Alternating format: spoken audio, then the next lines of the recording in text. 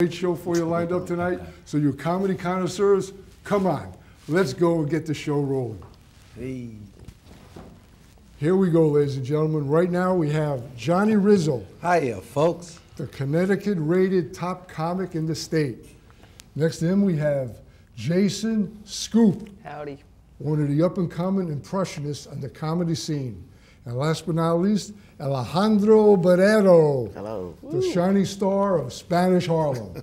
So, here we go. Johnny, how you been? Hey, Richie, what's going on? Good to brother? see you, Long my friend. time no see, man. You're doing great, I hear. You're performing all over the country. Yeah, still out there kicking butt and doing the road monkey thing, you know, Well, traveling. That's where the work is now, Yeah, on the road. sure is, yeah. You know, Yeah, it is. Connecticut, there's not that much stuff, and you're the top-rated comic in the Connecticut, but you had to go out. You had to go out into the world. Sure, you can't sit still, man. You can't stay home. It's not going to come to you. You got to go out there and find it. Yeah. You know, and there's still like a lot of casino work and private party work and stuff like that. Right. The club scene in general with music and comedy, not just comedy. Right. I don't want to just label as comedy having a hard time. Everybody's having a hard time.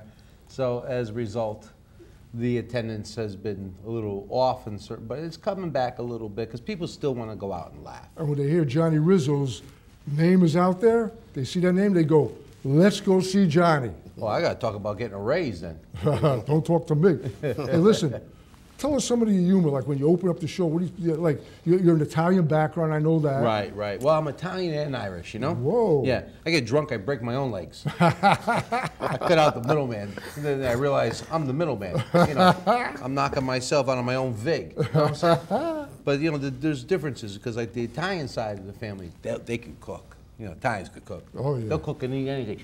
If they could bread it, it goes on a plate. My grandmother had recipes for lug nuts. Lug nuts. What do you make? I put a little bread on it, you know, and everything went into gravy. Everything, you know. You couldn't throw nothing out in my house. Yeah, No, yeah. Grandma, I got to throw this out. It's a pencil. Put it in the gravy. And grandmothers are special, aren't they? Oh. They wear the black, the old Italian grandmothers. My grandma wore black to the day she died. Her husband died in 1942. Wow. And she was spinning rosary beads like they were Bruce Lee's nunchucks every day, you know. And she always spoke in Italian to everybody. Yeah, They yeah. always thought, doesn't your grandma know how to speak English? She spoke English. Yeah. But she never let anybody know she Right, spoke English. right. But when it came time to count the money, everybody comes very American. And speaking of immigrants, she came over direct from Italy. Directly from Sicily, yeah, from Ragusa. Wow. When you see The Godfather 2, Yeah. when Michael goes to Sicily, Right. that's the part of Italy that my family emigrated from, my father's side. Right, right. My mother was Dutch, Irish, and English, so I see. I'm pretty much a mutt, Yeah, yeah. you know, with papers. And sometimes you use them when you don't, I don't go any further with that. Yeah, yeah, yeah. Jason, welcome to the show, my friend. Glad to be here. You're an up-and-comer. I understand you're making a lot of moves in the business, especially you're an impressionist. That's your forte. Yeah, I do impressions. The big one that I've been doing was Trump. Has been Trump ever since he announced that he was running for president. I'd been doing Trump, and it's funny. And I gotta tell the backstory on this because if I just say what happened, everyone's gonna be judging me. They're gonna be like, this guy isn't. Let me tell the story. So when Trump first announced that he was running for president, me and my friends were hanging out, and we're just laughing. I'm like, oh, the dude with the hair and the TV show where he's firing people, that guy, he's running for president. You know, we all thought he'd be out of the race in like a week, right? So I thought it would be funny. Okay, and I know this is going to sound crazy to the people at home, but I thought it would be just hilarious if, in parody, I got this sort of absurdist tattoo of, and I would also like to say I'd been boozing a little bit this evening. So I came up with this idea, a little boozed up. I was like, yo, I said to my buddy Mike, who was on this show just like a month ago, I think. I said, yo, what if I got a Trump 2016 tattoo? And he just looks at me, and he's drunk as well, and he says, if you get it, I'll pay for it. And I'm like, sold, right? Oh, one other thing, I did say to him, I was like, do you think it would hurt my career? And he just looks at me and he says, it can only help. Especially if Trump wins. Right? Well, no, see, that's the crazy part. So I got the I'll show you guys the tattoo. Here's the you got the camera? Trump, Wow, it's real, it's insane, it happened. Wow. Right, so that's the thing. Fast forward to today, November 2015, the guy's like winning. Yeah. Like he's consistently Well, let's posting. hear. Let's hear the impression. So I that- want to hear the impression. All right, listen, folks, China, all right, they're killing us in trade, really, quite frankly. It's a big deal, really. Look, and I do deals, all right? I wrote The Art of the Deal, right? The biggest selling book of all time. And listen, we're going to put America back to work. We're going to bring the jobs back from Japan and China. And we're really going to make America great again, really. But, You got our vote. Very good. You got our vote. but what happened was I met him. I ended up meeting him. No kidding. I met him. He was doing his book signing, and I said, okay, the tattoo's finally gonna meet the man. Oh, wow. So I go to the book signing. He has it in the Trump Tower. He's not going to Barnes & Nobles. He's doing it right there in the Trump Tower. I wake up 5 a.m. I get on the train. I'm one of the first 10 people online. And it's finally my turn, and I'm kind of nervous because I have all these high hopes. He sees it, he gets the media attention, but he's like, he's sitting there stone-faced, not really, you know, no pictures. Right. So I'm like, oh God, I wonder what's gonna happen. So I walk up and I say, Mr. Trump, I know you're not a big fan of tattoos, but I've been so moved by your campaign, and I want to make America great again so bad Right. that I got this tattoo on my arm. And I pull up my sleeve. He goes nuts. He's like, come here, kid. He's like posing. He like holds up the book. He's like, because he's trying to sell his book to me. He's like holding up That's the book next great. to my tattoo. He's like, I can't let this kid down. I gotta win for this kid. I can't let this guy down. It's like, Chuck, can I let this kid down? Chuck was the bodyguard, this big black guy. He's like, Chuck, can I let him down? He's like, no, you can't let him down. Very good. And then I ended up doing the impression, and he loved it. We ended up on Bloomberg TV. It was great. That's That's great, thing. man. That's And we're going to great. be back to you in a couple minutes for more impressions. Sure. You better get ready. Sure. Now we have Alejandro Barrero, Yes. the rising star of Spanish Harlem. How are don't- you, Alejandro? Good. I do not have any political tattoos that I can show you. That beard's not a tattoo? This is no. I mean, there is the Songus 92 tattoo on my butt, but I can't show you that. That's kind of those are for everyone over 40 who remember him. But no political tattoos. You told me you got in show business kind of as a fluke, right? You're a paralegal in the daytime, Yes, corporate paralegal during the day. right? And I had a friend who said, "Hey, let's take a comedy class." Right. We were sitting at a Yankee game. Right. I said, "Sure, why not? Sounds Right. like fun." We both did it. She quit after about less than a year, and I'm still doing it 5 years later. Yeah. Wow. Yeah. Well, that's wonderful. Where do you work? Out of the city most of the time? I'm in, mostly the city in Manhattan and on the Lower East Side. And what's like your real ethnic background? Because you have a diverse background, I understand. I'm Puerto Rican, yeah. Oh, that's pretty diverse. Yeah, yeah. There's not too many around New York. Yeah? No, but you live in Spanish Harlem, but you're not originally from Spanish Harlem. No, I'm originally from the Bronx. Right. I moved to Spanish Harlem. Right. I finally had the Sky Mouse for ghetto upgrade, and but you can't tell. You can't say that to my family though, that we grew up in the ghetto or the projects. Right. They don't. They're in denial. Right, right. They won't admit it. Uh-huh. I told my brother we grew up in the projects. He's like, no, we didn't. I was like, fine. So we grew up in this giant building filled with poor people and pit bulls. I mean, what do we call this? The South Bronx Chateaus? I don't know. But they're gentrifying the area now, isn't it? It's becoming gentrified. Very gentrified, yeah. There's a lot of, well, as they like to say, there's a nice mix of people in Harlem now, Right. which means there are a lot more white hipsters in Harlem now. I'm just saying, when I grew up in the Bronx, there were blacks, Hispanics, Arabs. No one ever said, hey, nice mix of people. And just as soon as the hipsters came in, it became a nice like potpourri of humanity. Yeah. I like the word potpourri of That's right. humanity. It's like, but you hey. know, in the Latin neighborhoods, Latin people in general, they have a religious background, strong religious Yes. ethnicity there. I mean, Yes. Tell us about that. You Most had to be people, influenced. most Hispanics are Catholic. Yeah. I grew up Pentecostal, Okay. which was just short for pent up and hostile. But and so I was kind of a minority within a minority, Yeah. which was a whole lot of fun. You're like when you can't even fit into your own group. So So you almost started your own religion pretty much then. pretty much, it was pretty small when I was young, but they've gotten a lot bigger. Yeah. Yeah. So what's up, like when you open your act, how do you open your show? Ladies and gentlemen, here's Alejandro Barrera. I usually start with my joke about growing up in the Bronx and then moving to Spanish Harlem and all the gentrification stuff. I talk about my dad, who's Pentecostal, and all the stuff that we weren't allowed to do as kids. Yeah. Like what? Well, we couldn't celebrate Halloween. You didn't? No, because apparently God hates Skittles in Spider-Man costumes. It's in the Bible, people. Like right there next to the part about the gays. No Skittles, no Spider-Man costumes. So here's what. Well, I remember one year we actually went trick-or-treating. No costumes though, because we didn't want anyone from church to see us. So we went around trick-or-treating. That was pretty weird. We're like, trick-or-treat. Like, what are you supposed to be? We're like, religious fanatics. Give me candy or I'll tell Jesus. Yeah, a lot of stuff. Didn't go to my high school prom. Why not? No dancing. No dancing? Dancing was not allowed. Was that like a religious thing? Or? Religious rule. Well, because God hates the electric slide. It's in the Bible too, right? Well, back then it was just the slide. Yeah. But yeah, God hates the... Richie, you know your childhood sucked when your dad could have been the bad guy in Footloose. You know what I'm saying? Yeah. Well, that's a great upbringing you had. You had a great diversity there. Yeah, yes. But Johnny Rizzo, now he grew up in Connecticut, right? I grew up in Bridgeport, Connecticut, yeah. And being a kid, you must have had a lot of toys. An Italian family must have had a lot of toys. Oh, yeah, yeah. There was, I was amazed, like, with the technology and the stuff the kids got today. I'm jealous. I'm envious of all you young people, man, because they're growing up with the stuff in their hands. Yeah. And I'm still trying to get the Alt-Control-Delete thing to work.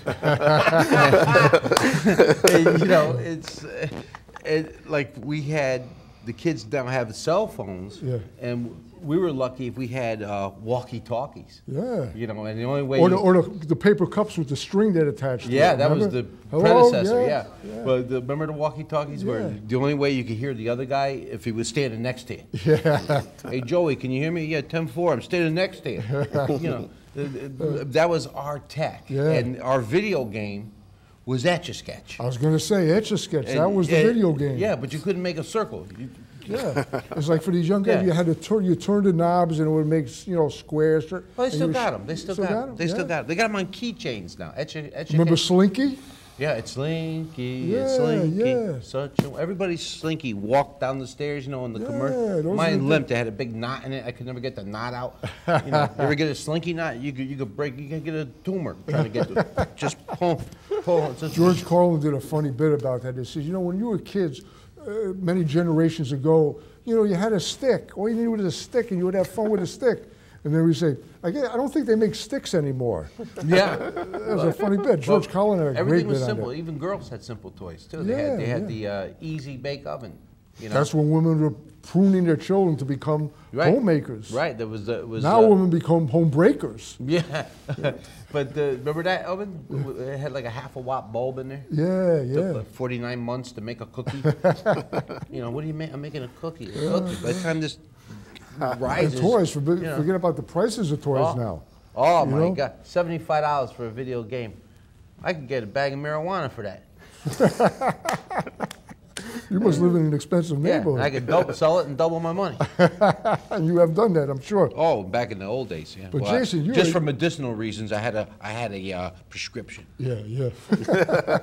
Prescription from a guy named Tony. It's for my glaucoma. I couldn't see on the way home. But Jason, you just graduated college about 5 years ago, right? Yeah. You've been doing comedy straight out of high school. Yes, I did. What was your motivation? I mean, you know, you must have been the class clown.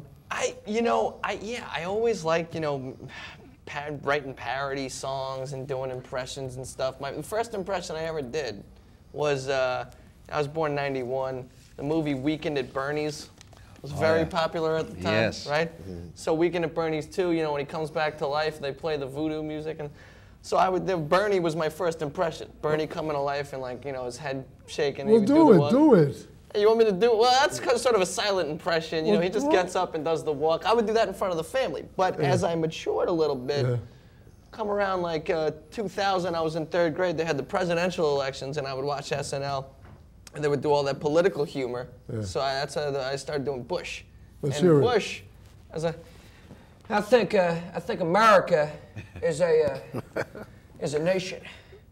I think that nation is a country. And I think that Dick Cheney is a viable candidate for my vice presidential candidate. So a little bit of that, Do you know. like politicians do impressions of like actors or actresses? He got that voice, not only the voice, but he gets the pauses and Yeah, the breaths it's that he very takes. Yeah, I mean, really, Yeah. I do. You do impressions Those are of people. little nuances, your nuances. Thank you. That's what Yeah. makes an impression, a good impression. Just Yeah. feel to jump in anytime you want. all right. Nah, it's all good. It's all good. Johnny's the man. No, I do impressions. It's just the people who really intrigue me. Give me another one. I'll give you another one. All right. How about this? Now, what we need to do is sign a bill. Now, it's not going to be easy, but it doesn't need to be hard. A little Barack Obama. There you go. That's A good. little That's Obama good. action. There you go. Very good. Nice, huh? Very good. Alejandro, you don't do impressions, do you? Not at all. No. But let me ask you, what was your motivation to get into comedy? Because he was a class clown, Jason. But your motivation, you were the paralegal, you said. Right. And then you started writing material, I guess, after you learned how to do it. What was some of your favorite lines that you've written, that you do? What's some of your favorite jokes?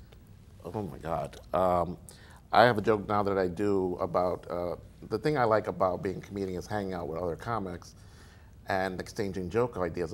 Once in a while it gets a little weird. Like the other day a comic came up to me and said, hey man, I got this joke about Mexicans. Can you tell me if it's racist? I said, sure, but first let's work on your question. Because I was like, a great way to start a conversation with me, by the way. Like, yeah, I would love to workshop your bigotry. I was like, dude, you know I'm Puerto Rican, right? He says, Mexican, Puerto Rican, tomato.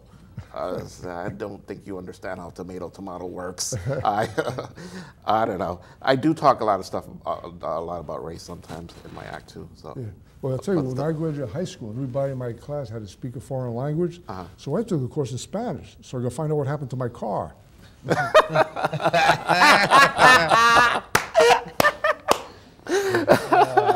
I love the Spanish people. That's They're hilarious. great people. Big fan. Yeah. fan right But now. you know, do you have any favorite comedians or people like Johnny? Who was your motivation? Oh man, that would have to be Lenny Bruce for social commentary. Yeah. George Carlin for just wacky observations, Right. class clown era. Right. For film, it would have to be hats off to all the Laurel and Hardy, Marx Brothers, Three Stooges, Danny Kaye, Buster Keaton, Charlie Chaplin, Chester Conklin, Ben Turpin. Hey, we only got a 30-minute show here. Tommy Cooper from Britain, and also for pure delivery and great monologues. A lot of people don't know, even though he had a lot of writers, was Bob Hope. Oh, he was good. But let me ask you, when And- you open your set, how do you open your show? How do you? Now, ladies and gentlemen, here's Johnny Rizzo. Take a good look, because I get uglier as the night goes on. You do have a rubber face too. You do a lot of facial impressions. Yeah. You know? I thought that might launch me into a film career, but my film career has been underdeveloped. Boom. So what's the rest of your material? You open up and you go. Yeah, And I talk about my observation. You know, kids today are spoiled. You know, referencing the toys again. Plus, you can't hit kids anymore because our generation, we got hit. You know, I don't know about you. I got hit so many times. I thought I was surrounded. Holy cow! I'm fighting an octopus. You know, but you can't hit a kid now because the kids threaten the parents now. Right. You know, don't hit me. I'll call the police. Yeah, not with the phone cord around your neck. You know, you can't. But you No more can't phone do that. cords. No more phone cords. And you know, but you could trip him. iPhones. You could trip the kid when he runs by you. That'll slow him down. You don't let me have to ask hit him. you. I've done improv before. Yeah, yeah. You've done improv. Sure, right? improv, yeah. I haven't done it in a while, but guys, pick a topic. I'm going to do an improvisational set with Johnny, just sitting here. Like, pick a topic that you'd like to see us. Give us a place, Give us a- location. Trump Tower. Give us Trump Tower. Give us. What are we doing in Trump Tower? Well, who are we? Give him an occupation. Give him You're a a job. reporter, Okay. And I'm a what? and you work in the lobby at the gift shop. Okay. Okay. Ready? Okay. Hey, how you doing, sir? I'm doing Can I help great. you? Well, I'll tell you, I'm here to do an interview with Donald Trump.